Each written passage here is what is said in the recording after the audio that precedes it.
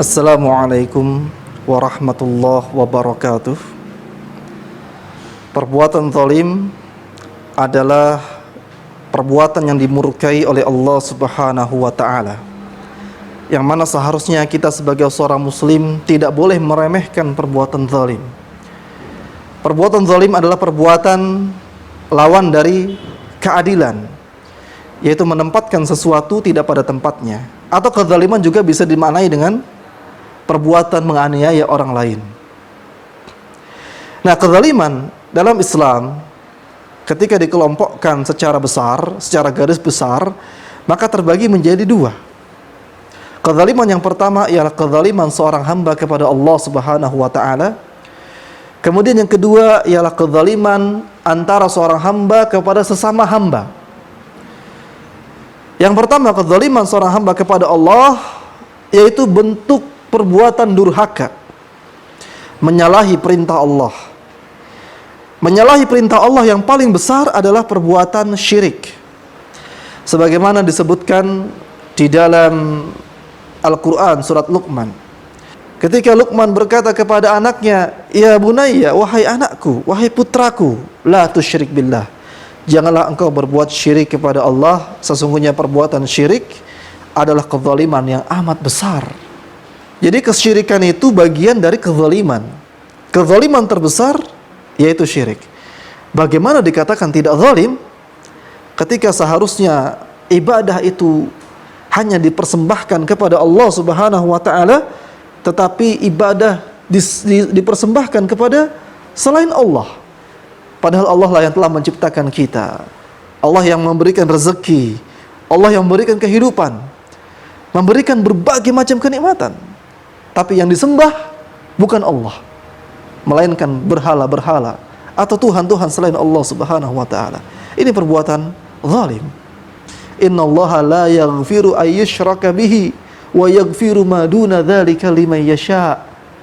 Dalam surat An-Nisa 48, Allah Subhanahu wa ta'ala berfirman, sesungguhnya Allah Subhanahu wa ta'ala tidak akan mengampuni dosa syirik, dan Allah mengampuni dosa selain syirik bagi siapa yang dikehendakinya.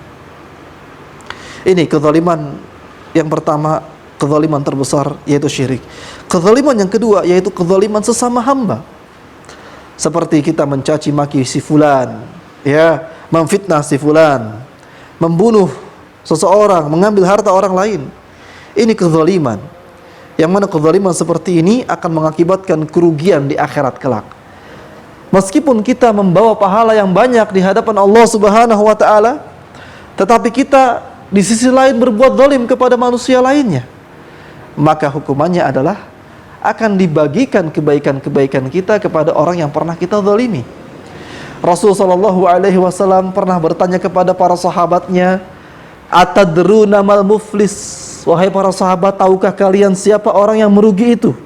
Ya, siapa orang yang merugi? Kemudian para sahabat menjawab, "Al-muflisu fina," orang yang rugi itu, orang yang bangkrut itu adalah man la dirham wala mata'. Ya, dia tidak punya dirham, tidak punya barang, tidak punya sesuatu. Kemudian Rasul sallallahu alaihi wasallam mengatakan, "Innal muflisa," sesungguhnya orang yang bangkrut itu adalah min ummati man ya'ti yaumal qiyamah. Seorang dari umatku datang di hari kiamat bi sholatin wa siyamin wa zakatin. Dia datang dengan membawa pahala salat, pahala puasa, pahala zakat. Akan tetapi wa ya'ti wa qad syatama hadza. Tetapi di samping itu dia juga datang di hari kiamat dengan kezaliman-kezaliman, di antaranya ialah mencela si fulan. Wa qadzafa hadza. Dia menuduh si fulan dengan tuduhan yang keliru. Wa akala mala hadza. Dia memakan harta si fulan dengan cara batil. Wa safaka dama hadza. Dia menumpahkan darah si fulan. Wa daraba hadza. Kemudian dia memukul si fulan. Fayu'ta hadza min hasanatihi wa hadza min hasanatihi. Maka Allah Subhanahu wa ta'ala mengambil kebaikan dia untuk diberikan kepada si fulan yang pernah dia zalimi. kepada si B yang pernah dia zalimi, kepada si A yang pernah dia zalimi, sampai habis kebaikan-kebaikannya dan tidak ada lagi ukhidha min khatayahum faturihat alaihi, diambil keburukan orang yang pernah dia zalimi tadi, ditimpakan kepada si fulan yang pernah berbuat zalim. Thumma turiha finnar, sampai-sampai pahalanya habis, kejelekannya bertambah karena kejelekan orang lain ditimpakan kepada dia, sehingga dia pun akhirnya yang harusnya masuk surga dengan kebaikan-kebaikannya, dia justru masuk ke dalam neraka. Kata Rasul sallallahu alaihi wasallam, rawahu Muslim, dalam hadis yang diriwayatkan oleh Imam Muslim. Nauzubillahi min dzalik. Oleh karena itu, selagi kita masih hidup di dunia, mari kita meminta maaf kepada siapa saja yang pernah kita zalimi, yang pernah kita ambil barangnya, atau kita punya hutang tidak pernah kita bayar atau belum kita bayar. Jangan ditunda-tunda, karena itu termasuk kezaliman. Matlul ghani zulmun. Ya, tidak membayar hutang sementara kita punya uang untuk membayarnya, menahan pembayaran, ini termasuk ke dalam perbuatan zalim. Ya, oleh karena itu jangan tunda untuk bertaubat kepada Allah. Selain kita bertaubat kepada Allah, kita pun minta maaf kepada siapapun yang pernah kita zalimi. Jangan malu untuk meminta maaf.